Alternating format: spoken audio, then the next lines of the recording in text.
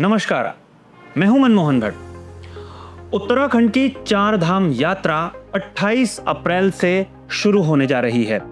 विश्व प्रसिद्ध इस यात्रा में इस साल भी लाखों तीर्थयात्रियों के शामिल होने की उम्मीद है। हर साल पिछले साल की तुलना में तीर्थयात्रियों की संख्या बढ़ती जा रही है। कई तीर्थ स्थल और कई स्पॉट ऐसे हैं जहां पर तीर्थयात्री और पर्यटक खास तौर पर जाना चाहते हैं। गढ़वाल मंडल विकास निगम उत्तराखंड सरकार की एक ऐसी इकाई है जो तीर्थ यात्रा और पर्यटन के क्षेत्र में काफी महत्वपूर्ण योगदान देती है। गढ़वाल मंडल विकास निगम ने इस साल क्या-क्या तैयारियां की हैं? पिछले साल की तैयारियों से बेहतर इस साल क्या है? कोई तीर्थयात्री और पर्यटक अगर उत्तराखंड में आना चाहता है तो वो अपनी बुकिंग कहां करा सकता है और साथ साथ टूर पैकेज कैसे ले सकता है, ये सारी ऐसी जानकारी है जो हम आज आपको देने की कोशिश कर रहे हैं। मेरे साथ इस समय खुद गढ़वाल मंडल विकास निगम के एमडी विशाल मिश्रा मौजूद हैं जो तमाम चीजों को विस्तार से बताएंगे। मिश्रा साहब, स्वागत है हमारे चैनल में आपका। धन्यवाद। मैं जानना चाह रहा हूँ क्या गढ़वाल मंडल विकास निगम की भूमिका रहती है और इस बार वो विशेष क्या होने जा रही है? ये गढ़वाल मंडल विकास निगम हमेशा से एक महत्वपूर्ण भूमिका में रहा है, क्योंकि गढ़वाल मंडल विकास निगम के 80 से भी ज़्यादा गेस्ट हाउसेस, डॉर्मेट्रीज़ और जो हमारे पर्यटकों के रहने के स्थल बने हुए हैं और ये हमारे 7 ज़िलों में है। तो ये एक बहुत बड़ा नेटवर्क है जिसमें बाहर से आने वाले यात्रियों को रहने की एक सुविधा मिलती है, तो इसलिए हमारी भूमिका बहुत महत्वपूर्ण है। अच्छा, एक तो प्राइवेट जो है होटल्स भी हैं, रिजॉर्ट्स भी हैं और गढ़वाल मंडल विकास निगम भी है। इन दोनों में क्या डिफरेंस है? कोई भी तीर्थयात्री या कोई भी पर्यटक आपके यहाँ क्यों आकर रुके? एक तो ये है कि हमारे जो गेस्ट हाउसेस हैं, टूरिस्ट रेस्ट हाउसेस हैं, वो बहुत स्ट्रेटजिक लोकेशंस पर हैं, ऑन द वे हैं, रूट पर हैं, तो लोगों को अपनी यात्रा प्लान करने में बहुत आसानी रहती है।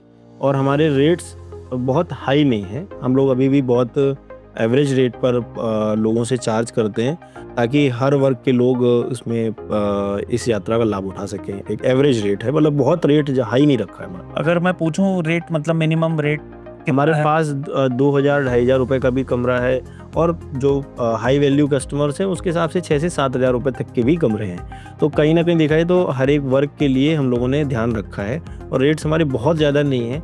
प्राइवेट में उनके रेट्स एग्जॉर्बिटेंटली हाई भी रहते हैं और अवेलेबिलिटी भी नहीं है। हमारा नेटवर्क बहुत बड़ा है तो उसका भी लाभ हमें मिलता है। अच्छा, एक टूरिस्ट या एक तीर्थयात्री अगर आना चाहे तो वो कैसे आपके यहाँ बुकिंग करा सकता है? क्योंकि आजकल फेक वेबसाइट्स, लूट, उन सब चीज़ों की भी बात होती है, तो ओरिजिनल वेबसाइट पर जाए कैसे वो बुकिंग करा सकता है, वो बताना चाहें अगर आप। 3 तरीके के रास्ते हैं जिसके थ्रू लोग बुकिंग करा सकते हैं। 2-3 ऑप्शन हैं। जैसे पहला ऑप्शन तो है हमारी GMVN ऑनलाइन की वेबसाइट है, उस पर कर सकते हैं। इसके अलावा हमारा 4 धाम यात्रा का ऑफिस है, लोग मैनुअली जा कर के, फिजिकली ऑफिस में जा कर के भी, जो ऋषिकेश में हमारा ऑफिस है वहाँ जा कर के भी करा रहे हैं। और जैसा कि हमने देखा है कि लोग जो आजकल प्रचलन में वेबसाइट्स हैं उसके थ्रू भी बुकिंग कराना चाहते हैं, जैसे मेक माई ट्रिप है, तो उनके साथ भी हमारा अनुबंध है, वहाँ से भी लोग बुकिंग करा सकते हैं। तो हमारा प्रयास ये है कि लोग, क्योंकि अब डिजिटल इंडिया है, लोग डिजिटल माध्यम से बुकिंग कराना चाहते हैं, तो डिजिटली हम लोगों ने अपने सिस्टम को पहले से काफ़ी स्ट्रॉन्ग किया है और हमारी वेबसाइट भी रिवैम्प हुई है। बहुत सारे पैकेजेस हैं जो वेबसाइट पर हैं और वेबसाइट के माध्यम से ही बुकिंग हो जाती है और ऑटो कन्फर्मेशन भी चला जाता है।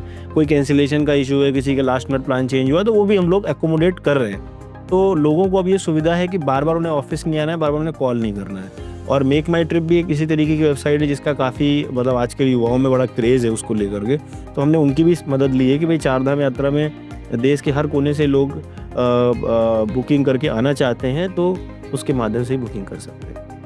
फेक ना हो उसके लिए कुछ, मतलब हम लोगों ने अपने हेल्पलाइन नंबर्स भी जारी किए हुए हैं और जल्दी हमारी वेबसाइट पर जो हमारा जो लिंक है उसमें हम लोग अभी एक वेबसाइट्स की लिस्ट भी जारी करने वाले हैं। हम लोगों के पास जैसे जैसे जनता से या कॉमन मैन से या मीडिया के माध्यम से जो आते हैं वो अभी हम अपनी वेबसाइट पर अपलोड कर देंगे कि इन वेबसाइट से बचे। जैसे हेली की बुकिंग पहले GMVN के थ्रू होती थी, अभी हेली जो है वो पूर्णतया जो है सिविल एविएशन अथॉरिटी कर रही है, वो एक्सपर्ट है इस फील्ड में, तो वो कर रहे हैं। तो उन्होंने भी इस तरीके की अपनी वेबसाइट पर करीब 20 से 25 वेबसाइट की एक लिस्ट डाली है जो कि फेक वेबसाइट्स हैं जिन्होंने पास्ट में लोगों के साथ धोखा किया है। तो हेल्पलाइन नंबर हम आपके साथ शेयर कर देंगे, आप अपने चैनल के माध्यम से उसका प्रचार कर दीजिए। हेली बुकिंग गढ़वाल मंडल विकास निगम नहीं करता है, ये क्लियर है? हाँ, ये क्लियर है। तो मतलब आपके चैनल के माध्यम से बताना भी चाहूँगा कि अगर कोई ऐसी वेबसाइट जो गढ़वाल मंडल विकास निगम के थ्रू आपको हेली बुकिंग के लिए मतलब प्रमोट कर रहा है या कहीं दिखाई पड़ती है तो थोड़ा सा बचना चाहिए, क्योंकि गढ़वाल मंडल विकास निगम जो है वो गेस्ट हाउसेस की बुकिंग और उस पर है और पैकेजेस पर है।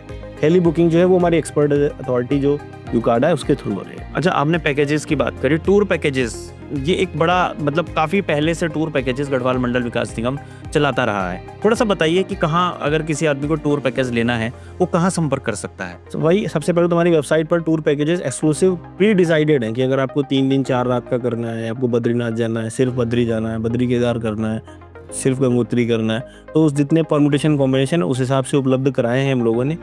एट द सेम टाइम हमारा प्रयास ये भी है कि कोई इस 4 धाम के साथ कोई दूसरी यात्रा भी क्लब करना चाहता है तो हम उसका कस्टमाइज टूर प्लान भी बनवा देते हैं। जैसे हो सकता है कि कोई व्यक्ति ऐसे गेस्ट हाउसेस, ऐसी लोकेशंस भी कवर करना चाहे जो 4 धाम रूट पर नहीं है और उसका मन है कि वो इतनी दूर से आया है और वो भी विजिट करना चाहे, तो हम वो भी डिज़ाइन करते हैं। बहुत से ऐसी लोकेशंस हैं जहाँ पर लोग डायरेक्ट नहीं जाना चाहते हैं अभी, इनका पूरा फोकस रहता है कि हम सिर्फ 4 धाम में ही जाएंगे, लेकिन ऐसे भी कस्टमर्स हैं जो उसके अलावा भी विजिट करना चाहते हैं। जैसे त्रिजुगी नारायण का बड़ा क्रेज पड़ा है, तो भी हम लोगों ने किया है कि भाई ठीक है, आपका वहाँ पर स्टे करा देंगे, तो आपका प्लान इस तरीके से कि आप स्टे यहाँ कर लिया, आपने ये भी विजिट कर लिया, फिर अगले दिन वहाँ 4 धाम में आपने बद्रीनाथ की या केदारनाथ की विजिट कर ली।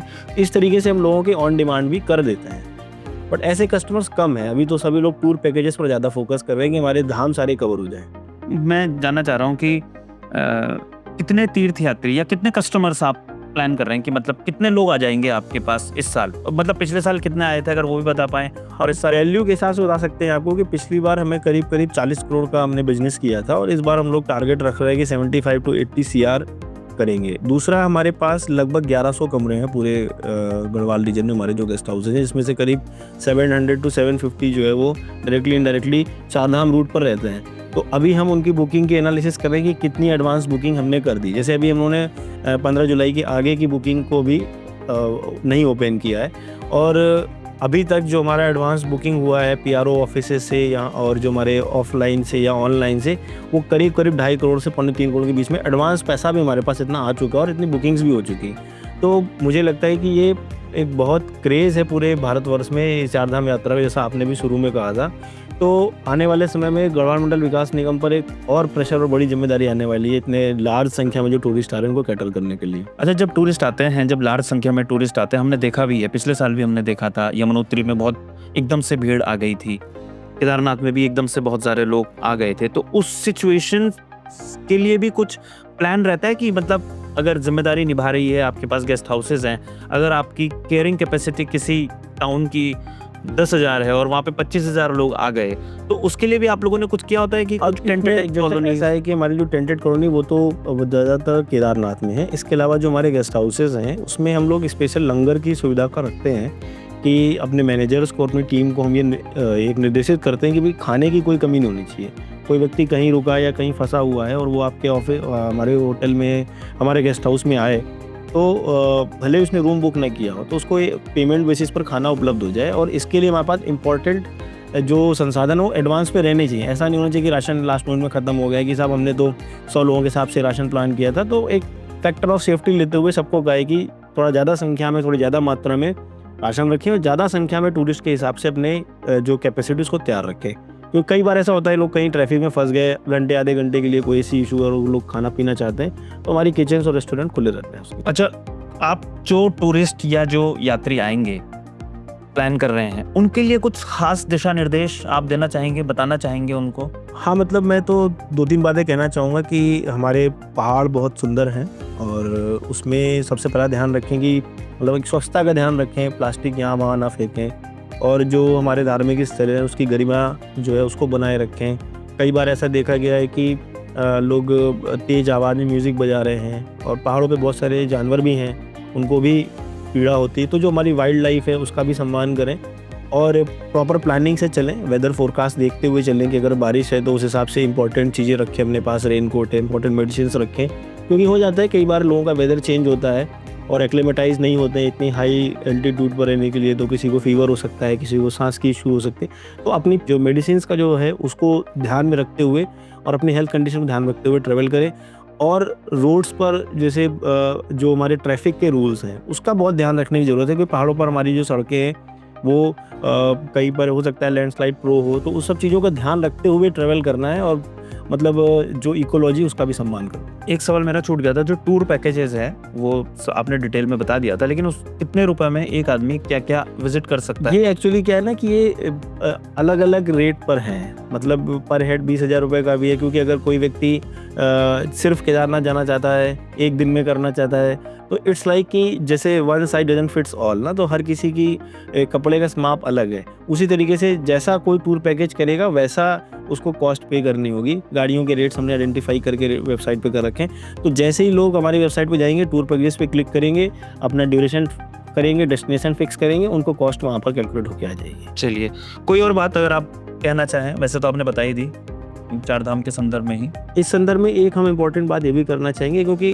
हमारे बहुत से गेस्ट हाउसेस ऐसे हैं जो बहुत हाई एल्टीट्यूड पर हैं, वहाँ पे बहुत सारा वेदर का भी रहता है, जिसके कारण हमारे स्ट्रक्चर्स का कोरोजन या उनका लाइफ जो है वो कम होती रहती है। तो हमने इस बार टीम बना करके जितने भी इंपॉर्टेंट गेस्ट हाउसेस हैं उनकी विजिट भी कराई है और उनका रिपेयर वर्क भी हमारा चालू है।